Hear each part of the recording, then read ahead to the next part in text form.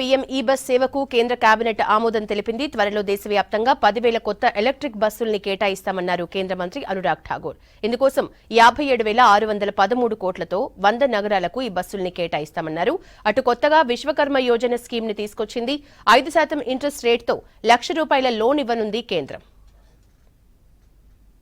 बैठक हुई जिसमें भारत के शहरों के लिए ग्रीन मोबिलिटी को मद्देनजर रखते हुए एक बहुत महत्वपूर्ण निर्णय किया गया है जो ministry of housing and urban affair से जुड़ा हुआ है। पीएम ई बस सेवा की मंजूरी दी गई है और पीएम ई बस सेवा पर 57,613 करोड़ रुपए खर्च किए जाएंगे।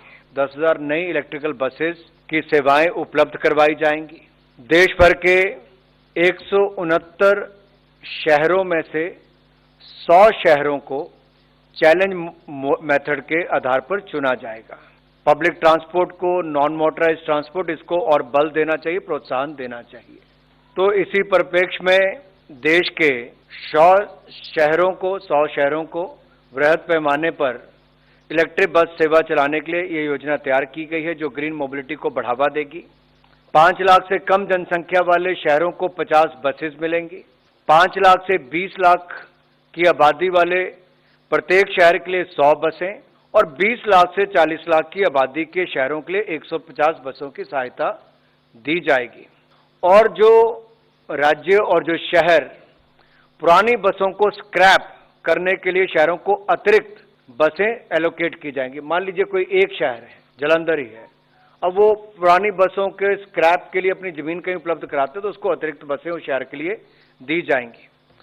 अब ये बसों का प्रोक्योरमेंट, मेंटेनेंस, ऑपरेशन ये पीपीपी मोड पर किया जाएगा और एक कॉम्पिटिटिव बिडिंग के अंतर्गत किया जाएगा जिसमें प्राइवेट प्लेयर्स आगे आ सकते हैं। इसके लिए प्रति किलोमीटर परिचालन के लिए केंद्रीय सहायता दी जाएगी।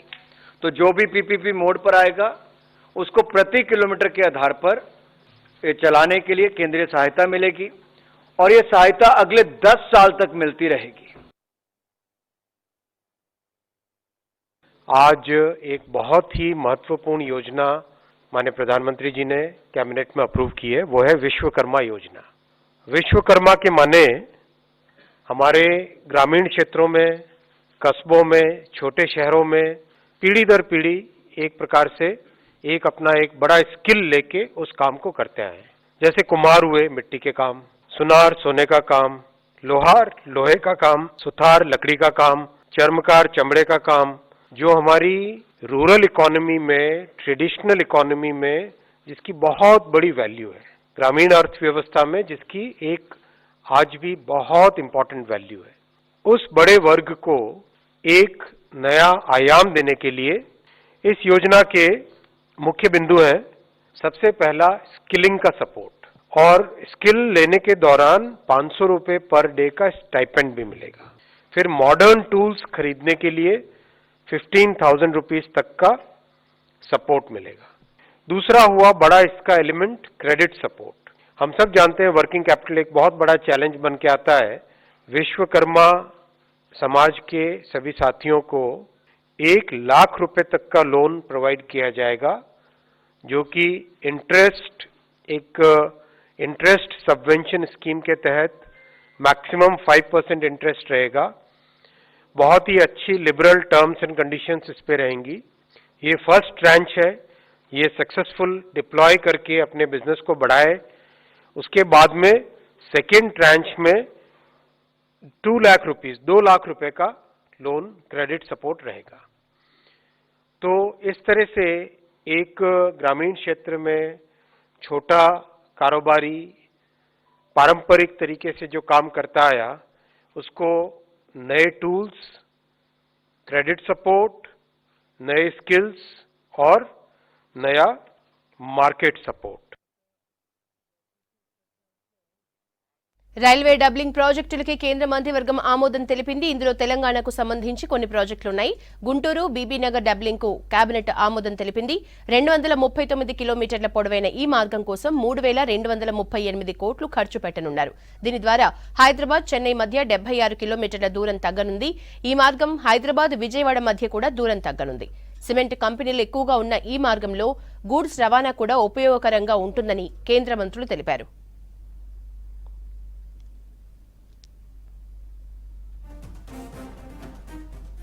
అలాగే ముద్కేడ్, మేడ్చల్, మహబూబ్ నగర్, డోన్ మధ్య కూడా డబ్లింగ్ కు కేంద్రం ఓకే చెప్పింది.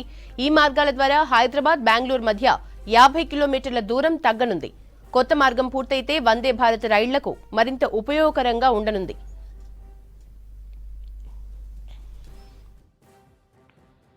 दूसरा प्रोजेक्ट है गुंटूर से बीबी नगर की डबलिंग। गुंटूर से बीबी नगर की डबलिंग की इंपॉर्टेंस इस तरह से है कि आज अगर हम देखें चेन्नई और हैदराबाद के बीच में बहुत डिमांड रहती है ट्रेन्स की, क्योंकि ये दो बड़े महानगर बन चुके हैं, बहुत बड़े मेट्रोपोलिस बन चुके हैं। इन दोनों बड़े मेगा सिटीज के बीच में जितनी कैपेसिटी बढ़ाए उतनी कम है। तो ये सेक्शन एक आइडेंटिफाई किया गया जो कि गुंटूर से बीबीनगर का है, 239 किलोमीटर्स का, 239 किलोमीटर्स का, 3,238 करोड़ का, 3,238 करोड़ का। इसको कनेक्टिविटी देने से चेन्नई और हैदराबाद के बीच में डिस्टेंस कम हो जाएगी, 76 किलोमीटर कम हो जाएगी डिस्टेंस।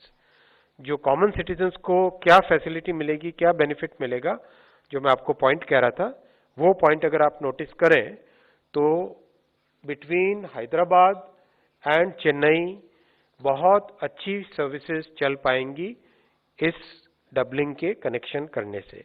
साथ ही साथ विजयवाड़ा और हैदराबाद के बीच में भी बहुत अच्छी फैसिलिटीज मिलेंगी। तो एक तरीके से हैदराबाद, विजयवाड़ा, चेन्नई इस रूट पे बहुत सुपर कनेक्टिविटी मिल सकेगी। कई नई तरह की सर्विसेज, वंदे भारत और चल सकती है और दूसरी ट्रेन चल सकती है इस पे, और गुड्स के लिए भी वहाँ के इंडस्ट्रियल क्लस्टर के लिए भी बेनिफिट होगा। जगैयापेटा क्लस्टर में करीब करीब 12 से 13 सीमेंट फैक्ट्रीज हैं, जनपहाड़ में भी सीमेंट फैक्ट्रीज हैं। तो उन सीमेंट फैक्ट्रीज से नॉर्थ इंडिया में जो सीमेंट आना होता था, जो ट्रांसपोर्टेशन की कॉस्ट पड़ती थी, वो कम होगी, बड़े आराम से आ पाएंगे।